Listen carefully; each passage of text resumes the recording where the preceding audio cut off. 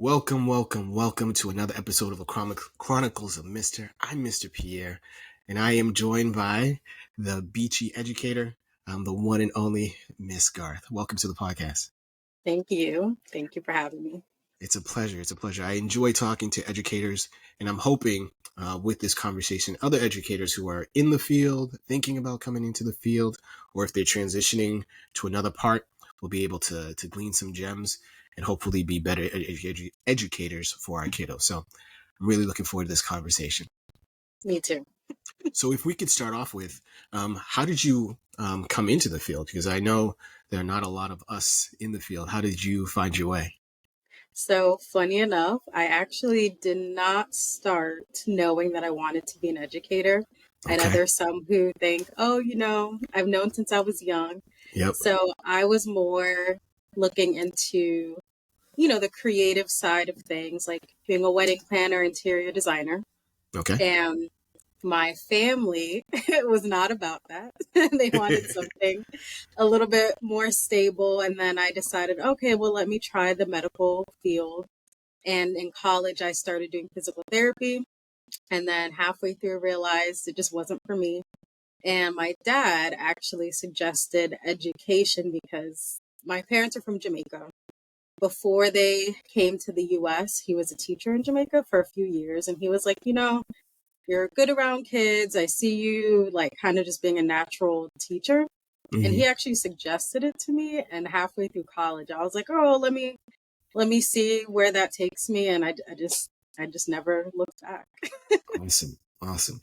That is turning out to be, in the conversations that I'm having with folks, a common thread that we start out, because similarly, I was the same way, was going into medicine, was Mhm. at a research, doing a lot of research at a university. And it was actually my boss who was like, well, you seem to glow whenever you got to teach the graduate students or the undergrads.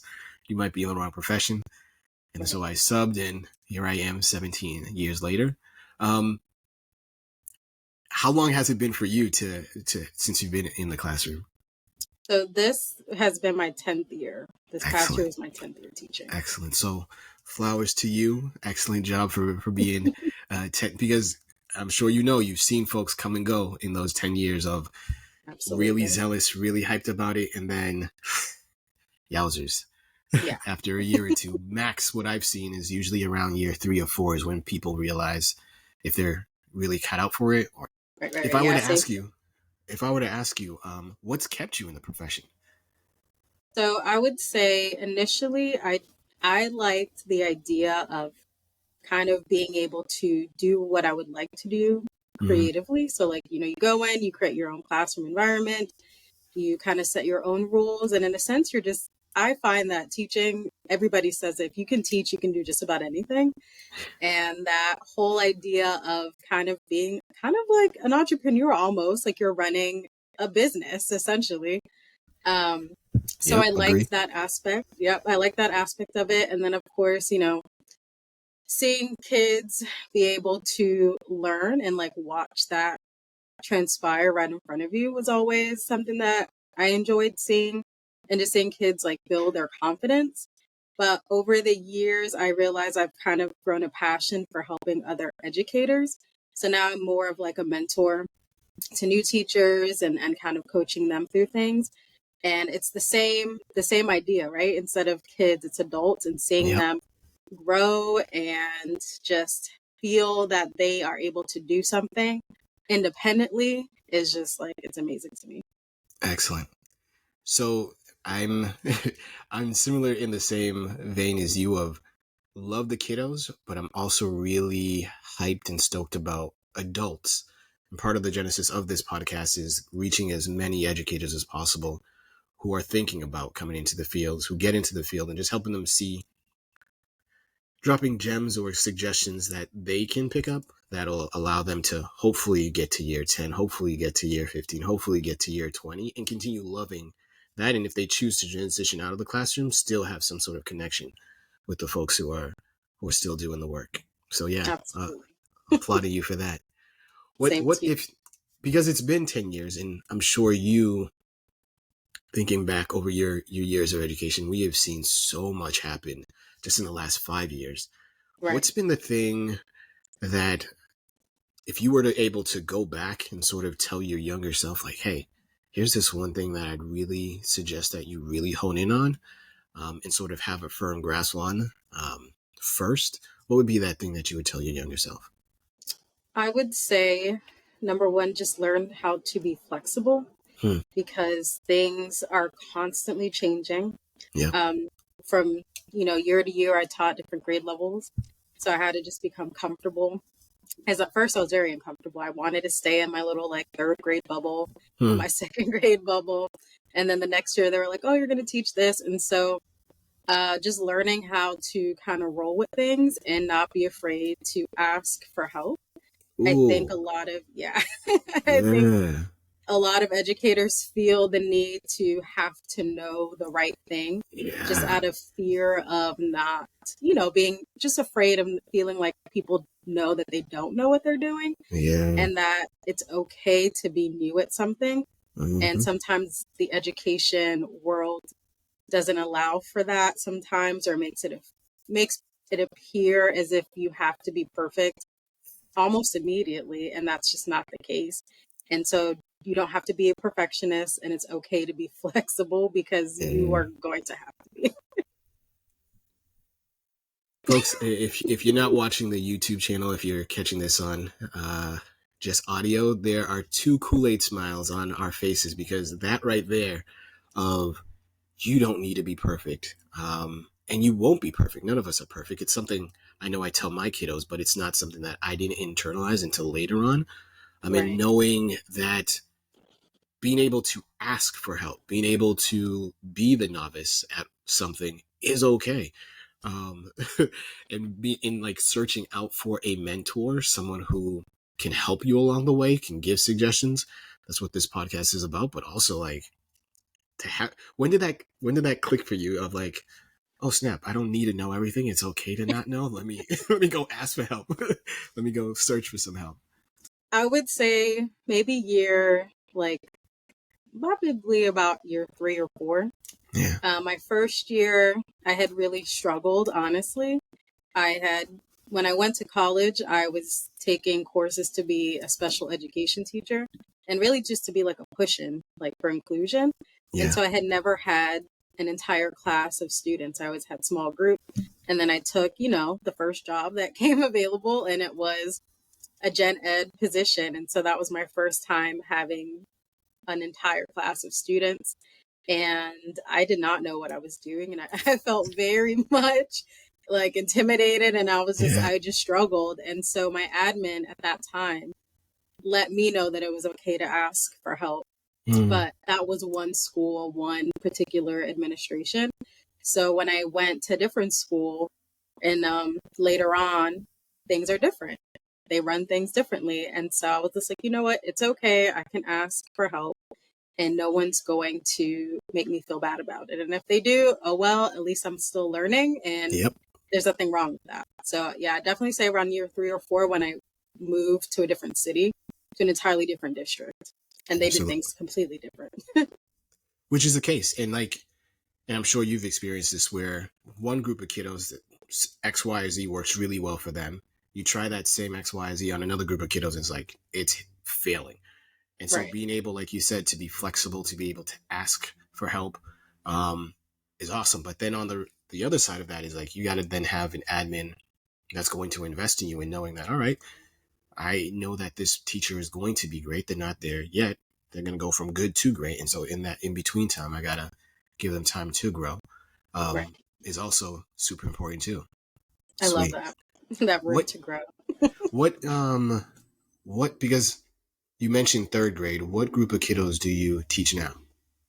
So I teach 5th grade ELA, and I think that has been my favorite so far.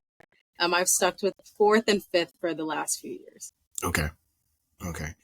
Was that something that you always wanted to do, or did you come to, as you said, grow into that particular group of kiddos? I grew into that group of kiddos just because that was that year when I was very apprehensive about moving up and Hmm. had only done 2nd, 3rd grade. Really enjoyed 3rd grade, felt comfortable. They're sweet, they love Yeah. you, Yeah. and that whole idea. and I was at a K-5 at the time. And so when my principal said, "Hey, we want you to do fifth grade," I was like, "But those are the big kids. Like, I'm 5'1". Like, those kids are bigger than me." Yeah. And they were, assured me that it would be okay. And I'm glad that I did it, and I just pushed forward, because even though I was nervous. I was like, Hmm. how are they going to respect me? I had no idea like how I would do it, but I Yeah. had a good team, and my personality, I felt, matched that age group really well. And Yeah. had I not tried it out, I never would have known. And so that fourth and fifth grade, they're great. Before Awesome. middle school. Awesome. Awesome. I teach middle school and I recognize that my lane is very much middle school. As much as folks may shudder, like, oh, middle school kiddos, Mr. Pierre, Right. bless your heart. I'm like, if you teach the littles, nah, bless your heart. For you who teaches, for example, fifth grade, I'm like, you're teaching all the content. Like for me as a middle school teacher, Right. I'm math. So that's what I focus on, even though it's 6 through 8. But I'm like, you deserve your flowers because you're in front of the kiddos the whole day. Yeah, they may go to specials, they may do this, that, and that, but they're coming back to you. They're coming back to you. They're coming back to you. Right. And so yeah, props to anyone who is a elementary school kiddo, like who teaches elementary school kiddos. I salute you. You deserve your flowers and your props for that. Um, knowing that it does take a lot of work, knowing that it is not easy, knowing that there are those ups and downs. What keeps you in this work? I would say just over the years, learning how to be very organized Mm, has really helped, because of all the changes and things like that. I do notice that a lot of things can continue to transfer over, and hmm. really taking in those like professional developments that are really helpful and that can transfer over from year to year, grade to grade. That has really helped me. And holding on to things that are necessary, but also being willing to let go of some of the resources that might be outdated, so on and so forth. So I would definitely say being organized helps. And yeah, for sure. Again, I've got the Kool-Aid smile because I'm like, yo, there are teachers who are holding on to things from the early 90s. And I'm like, yo, why do you still have that? Let that Right, go. You got to right. update that. It might be like bits and pieces of it that's still transferable. But if you're still holding on to stuff, heck, from the early 2000s, It COVID doesn't, really, yeah, it's not applicable anymore. Like no, COVID not at really all. shook things up. Um, Yeah, and let me ask you, like, what was that like for you? Because I know for myself, it was like, whoa, um, obviously, but being in the right. classroom, particularly with the littles, what was that like for you? So I think we just kind of went in not knowing how it would actually work, Hmm. and feeling very, like I said, apprehensive. Teachers, we might be a little apprehensive to change sometimes. And so we were just kind of worried about the logistics, like, how is this really going to look? Especially with, at that time, I was teaching fourth grade. So you're talking about incoming 9-year olds during that time where we were at home.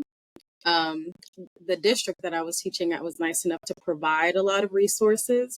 And then that was from March, to the summer.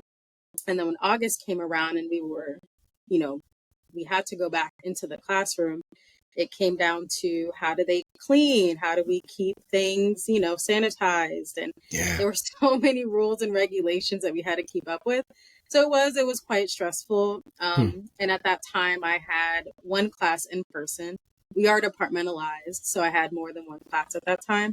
Yeah. So the morning I had students in person, and then the afternoon I had students online.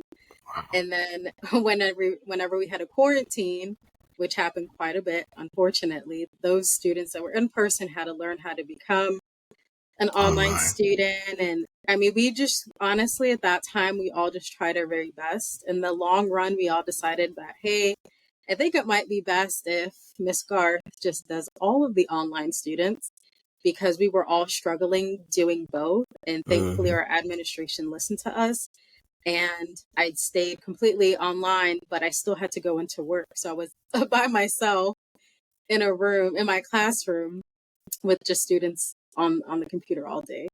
So it was quite a difference, Hmm. but we made it through. I ended up having the largest number of students who stayed home Hmm. that year. A lot of students chose to come back, but I guess they were like, oh, okay, well, we're still successful. So thankfully, I was able to kind of get them through as best as I could. No, COVID really shook things up, and I think for a lot of parents, it finally, even if it was briefly, made them realize like, oh, there's a lot that goes into teaching, and not just I know the content and that's sufficient. Right, Um, and even aside from the technology issues, like even if kiddos are able to be on Zoom and there's no hiccups with the interwebs, but there's so much of, does the kiddo feel safe? Does the kiddo feel like they're being seen? Whether that's right, even just your name and not literally being seen on the screen, right, so that you as the educator are able to connect with them so that they know like, oh, this is a safe space for you to be able to learn. right, Um, and I think prior to that, a lot of parents were not aware of like, oh, there's more to this than just, oh, I know math. I could teach math to a third grader. It's like, can you though? Can right. you? You think you can, but can It was you? humbling. Yeah, yeah. And it's in listening to you, it's nice to hear that you had admin who was supporting you, because I had plenty of conversation where teachers, part of the reason why they left is, and I'm sure it wasn't just admin. I'm sure above admin there were folks who were putting pressure on them, which then it trickled down Right. and translated that way. But what's it been like for you, in terms of your admin supporting you and feeding into you and investing in you? I would definitely say I've been blessed with Hmm. some pretty good administration. I've also been at a school where the admin team, the communication was lacking. And I Hmm. think that was when it really affected me the most. Like Yeah. physically, emotionally, I was very stressed out that year, Yeah. not realizing how necessary proper communication was to me, just because I kind of took it for granted. I always had it. It wasn't a big Right. deal Right. until I didn't have it anymore. Hmm. And that made a world of difference. The school culture went down. Nobody was on the same page. And that can really make or break a school. Yeah. And so having a good admin team that work together well, communicate with their teachers, trust their teachers and staff to do their jobs, that's like priceless, honestly. What did that look like, or what did that feel like, or what did that? Yeah, I think for folks who may not know, it's like they don't know what they don't know, and they don't know that other environments exist. Hmm. um, and of course, without being specific about that other one, but what does it look like or feel like for that admin that is making you feel like, all right, this is really feeding my soul. That's allowing me to be able to continue to do this work at a high level. I would definitely say it looks like number one, support, Hmm. that you feel open to go to them to express, this might work, this might not work, and you're not afraid to share your ideas. Hmm. And you know that it's more than likely will be taken into consideration. Just that respect level there. I would also say when it comes to just how they oversee you and your teaching. I know for me and probably for many others, just observations have always been something that just scared me. I mean, 10 years in and I was like, still like, everything has to be prepared, like, I don't think that ever really goes away unless you're just that person. Yeah. Um, but feeling comfortable to have somebody in the room and knowing that you can do your thing and it's okay, and they will give you feedback, and that positive feedback, I think every school should always work on that, whether you're doing a great job or not. That's always something that you can work on and grow with, is Hmm. giving that positive feedback, because I know when it comes to observations and things like that, we're looking for things to work on, Yeah. but also know that there's things that you are doing well, and having that acknowledged through your admin Mm. is great. It's a good Awesome. feeling. Awesome. Awesome. So what I heard you say is admin, just folks walking into your classroom doesn't cause your heart rate to like spike.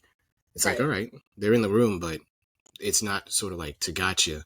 It's more Right. like, all right, let's just see what you're doing, in order to be able to give you some feedback to do whatever it is that you're working on, one, two, or three things that you're working on to do that better. Yeah. Is that all right? And they also Cool. help give opportunities. I think that's also something that if you're looking to grow in certain areas as a teacher, if you're looking to get into other positions, Hmm. knowing that your admin is there to support you to grow and open to giving you opportunities is also something that I think has been helpful for me because my admin has supported me in many times in my career Hmm. and them providing opportunities that I wasn't really aware of just because they're in that world, in that space. So that's good too. So again, what I'm hearing is you had admin who was advocating for you when you were in the room. Yes. Excellent. So yeah, to anyone who's listening too, like, to know that you have folks who are speaking about you positively when you are not present, and then bringing that to you of saying, hey, you know, Ms. Garth, you could do this, this, or this. Here's this opportunity. Would you be interested in it? Or in those conversations that you had with them before, like, oh, this would be really good for Dana. Like, I know she would like this, and then you're Right. able to jump on it. Sweet, sweet. Knowing knowing that if there are 10 priorities, then really nothing is a priority. What is the thing that you look that you're like, all right, at the beginning of the year or throughout the year, this is the hill that I'm going to die on. That this is something that I'm. When you walk into Miss Garth's classroom, like, you're going to see this, whether it's a good day, a bad day, a sunny day, a rainy day. This is always going to be happening. I would say students talking Hmm. about the content and Okay. having students actively engage. Student engagement is like my thing, and not just for the sense of like, oh, I know my that class is fun, right? It's not just Hmm. about my class being fun. They feel like sometimes they forget that they're learning because it's Ah, just so embedded. yeah, And I've heard that at the end of the year, like, oh, your class was just so much fun. And I'm like, but you know that you learned a lot. And then they realize that at the end. yeah. But students actively participating in whatever it is that we're doing and talking about it amongst themselves. So it's less of me talking really, and a lot of opportunities for the students to talk. Now, how do you get that to happen? Because I'm sure there's a first or second year teacher who's like, look, I'm asking the questions, but no one's raising their hands. I'm circulating. I'm asking my kiddos, like, who thinks this? And it's not happening. How do you do it, Miss Guard? Like, how do you get your kiddos to want to talk, to feel like, all right, I have these things to share and I can go about doing that? I would definitely say scaffolding helps when it comes to asking certain questions. Being in upper elementary, and I'm sure for you being in middle school, we focus a lot on like the language of test and test questions and things that they're going to see later on and be assessed in that way, but really scaffolding on what that question means. And then instead of I don't do a lot of hand raising personally. A lot of it is I'm going to give you think time to think about it. We've made sure we understood the question as a class. You're going to think about that question. We've narrowed for ELA, we've narrowed down the paragraph that you'll find it in. And then you're going to talk about it with your partner or with your table team and those structures, right, for them to discuss very in an organized way. And then after they've discussed it amongst themselves, right, they've thought about it, they talked about it. Okay, now we can have an open discussion. So it's very much of it's a process, and it involves everybody at the same time, and it doesn't zone in on just one kid. So that student response, multiple at the same time is great. Awesome. Awesome. And for a new teacher who's hearing this, I'm sure the veteran teachers are like, oh, bet. Ms. Garth is just doing a think, pair, share. Got it. Right. So hearing what you just said of like, one, give everyone the same amount of time to think about it. Hmm. How you're choosing the kiddos is like, hey, kiddos, you don't need to raise your hand. You've set up some routine, whether it be, I like to use the popsicle sticks. I also use other ways of like randomly, there's electronic ways where you can put the kiddo's name on a random wheel. But give the kiddos an opportunity to talk with their teammates, hear what other people are saying, be able to is this what I heard correctly, Miss Garth? All right, great. Have it repeated back to you. And then that share out of like, all right, now I'm just choosing random folks. Sometimes it may look like it's random, but it's like, all right, I've heard so-and-so say Right. such, and I'm going to come to them specifically. But yeah, oh, all right, Dana, you go ahead and share. Right. Um, but that's what I'm hearing. And so for new teachers, know that you have to set that up.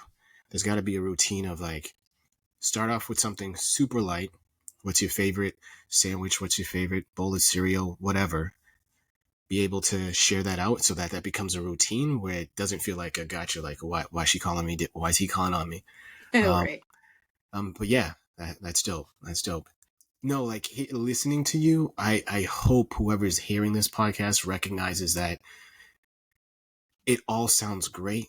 It all sounds easy, but as a veteran, I know we have those days where it's just like, look, everything I'm throwing is missing. Like it's airball or it's a whiff or it's a strikeout. And I know in the beginning years, I felt really like, oh snap, I'm an awful teacher. What sort of advice would you give to that first, second, or third year teacher who feels like everything that they're doing is just striking out? I would say instead of trying everything, right? Because Mm-hmm. everybody has advice. You might be hearing, Yep. do this, do this, do that. I mean, even in this podcast, we're talking Yeah. about think your shares. So there are a lot of strategies out there. There are a lot of approaches out there, but I would focus on one at a time and really try it out and not feel like you have to do everything at once. And once you feel comfortable with one strategy, okay, now I can add this in my pocket and then so on and so forth. And then eventually you'll have this toolbox, but that doesn't happen overnight and it doesn't happen your first year. It's definitely a profession that you hone in on those skills over time. So that would be my biggest suggestion because I felt that way in the beginning. I don't know how to do any of this. Yeah. And you're a master of none. And when you're trying it all, and once you zone in on one thing, that's probably the best. 100%. 100%. So, folks, if you are listening and you are a new teacher or you're feeling some type of way, recognizing that if everything's a priority, nothing's a priority, Hmm. honing on one thing. What is that one thing that you want to do really well? And just have someone who you trust come in and just observe you and see whether or not you're doing that one thing well. And again, you're not trying to do that one thing and then add on something else. It's like, no, do that one thing consistently. Is it the think, pair, share? Is it the, am I circulating the classroom enough? Or am I just sort of stuck in one spot? Am I actively looking around the classroom to make sure that the kiddos know that I physically see them, and also too that I see you and I'm randomly being able to get through all the kids? It's not just I'm always calling Dana, always calling on Dana. Right. Whatever that thing is, have someone help you out. And hopefully it's someone that you feel comfortable enough with, who's again not there to be like, oh, got you, but to be like, Right. oh yeah, you did that well. Here's how you can tweak it to do it even better. Yeah. So yeah, that's great advice. Great advice. Knowing that you are, or like myself, I would assume that as an educator, you're reading or listening to Audible or any other audio books. What book have you read or you're reading that you're like, yo, this is a really good book? Personally, it fed my soul, or professionally, it helped me to do my job a little bit better. Would you recommend to folks? I have a book. Can I get it? It's behind me. So this was actually gifted. It is Mindful Learning. It's a professional book. Um, Mindfulness based techniques for educators and students and parents. And Excellent. this book, yeah, it's really helpful. It's by Dr. Craig Hast, I think his name is, and Dr. Okay. Richard Chambers. Mindfulness has been something that I have kind of honed in on a little bit more, Mm-hmm. especially during COVID and just in my personal life, I felt, okay, I think I need to be a little bit more mindful about what I do day to day Yeah. because it's so easy just to kind of go on autopilot. And when it comes to our students, there are just little things that you can do and think about to decrease their stress, increase their resilience, enhance creativity. There's things that you could do and be mindful about. Yeah. And and all of that helps the kids, but not only the kids, but the parents in that. You Yeah. too. Yeah. Right? Yep. Exactly. So Absolutely. that's one book Absolutely. that I've been gifted in getting through this summer. Do you mind holding that book up one more time? Yeah. Excellent. Mindful learning. Mindful learning. Sweet. And if I were to ask you, and this is selfishly on my part, because I love music and I love getting new music, if you were to create your own playlist, it could be 5 artists, it could be 5 songs, it could be 5 albums, 5 genres, whatever it is. But if Hmm. this were the Miss Garth playlist, what would be that at least 5 that you put on it? The top 5, the first 5. So I'm kind of an R&B, like lo-fi, like that whole vibe. I played in my Oh, classroom. I do that whole thing. So these songs yes. are kind of mostly in that area. Got So it. Sade, like a Yes. tattoo. Love me some Sade. Yes. I'm a huge Daniel Caesar fan. He's Ooh. great. Okay. So Get You. He has that song with what's that girl's name? She sings Telepatia. I'm forgetting Mm-hmm. her name. Then there's Masego, who I almost went to his concert and missed it, unfortunately. Mystery Lady. Steve Lacy. This one's kind of more of like the kids taught me this song. Same, same, same. I wish I knew. I was like, I didn't know, kiddos. You got to put me on. Right? So that one's good. Bad Habit. And then this one's kind of popping back up, and it really Okay. was like a staple. And it's like a punk rock song, but Paramore, Misery Business. Love them. Miss Garth? Yes. Miss Garth. Yes. Yes. Yes. Yes. I'm loving this playlist. Yes. For So those sure, are my top Paramore. five. Awesome. Awesome. Awesome. Folks, there were a lot of gems dropped on this episode, and I am certain that we'll have Miss Garth back on the podcast again. But look, that playlist in and of itself, Paramore and Steve Lacy, I felt like you got two Right? anchors. That's dope right there. Uh, I'm hoping that you recognize on this episode of the Chronicles of Mister that there were a couple of things that you could walk away with. I think the number one thing is don't be afraid to ask for help.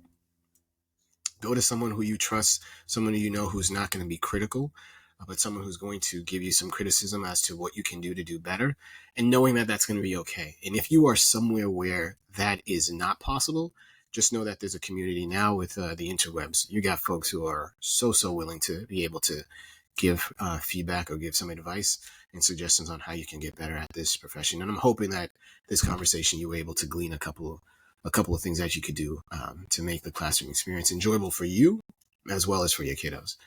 And so I'm Mr. Pierre. She's Miss Garth. And this has been another episode of the Chronicle of Mister. We're out. Thank you, thank you, thank you.